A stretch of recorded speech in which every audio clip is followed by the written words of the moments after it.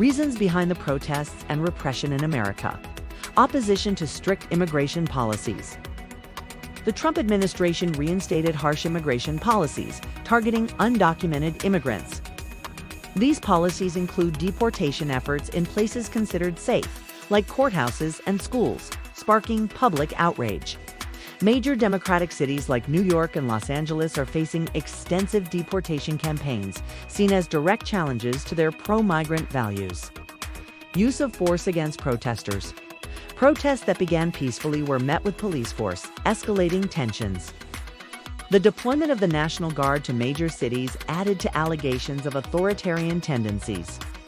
Broader social justice issues. The protests are not solely about immigration. They also include demands for ending racial discrimination, improving labor laws, protecting the rights of refugees and immigrants. The events are part of a larger wave of protests against repression and inequality in recent years. Why are immigrants being deported? Enforcement of federal laws.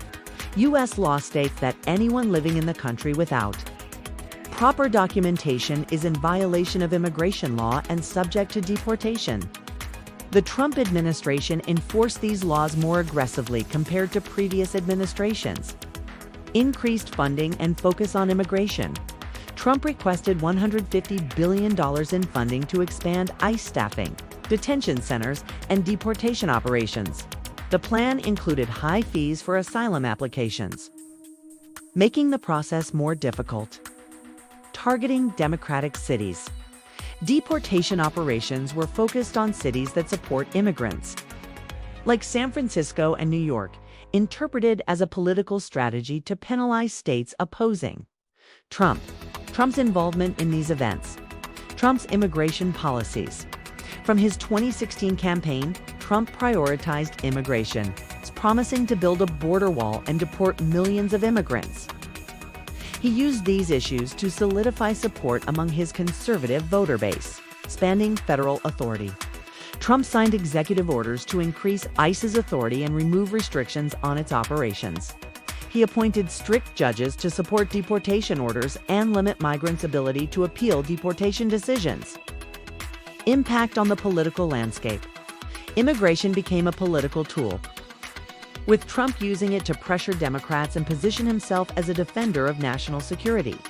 Democratic cities' refusal to cooperate with ICE led to a direct confrontation between the federal government and state governments.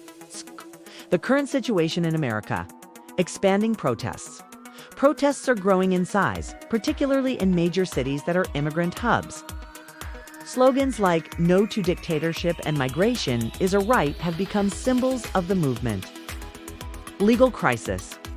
Human rights organizations like the ACLU have filed lawsuits against the federal government, accusing it of violating human rights and constitutional protections.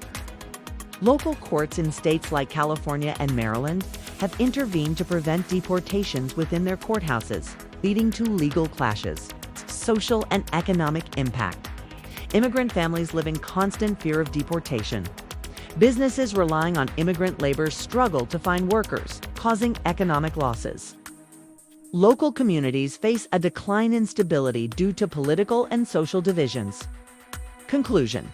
The ongoing events in America reflect a significant clash between Trump's strict immigration policies and the civil rights upheld by communities and human rights organizations.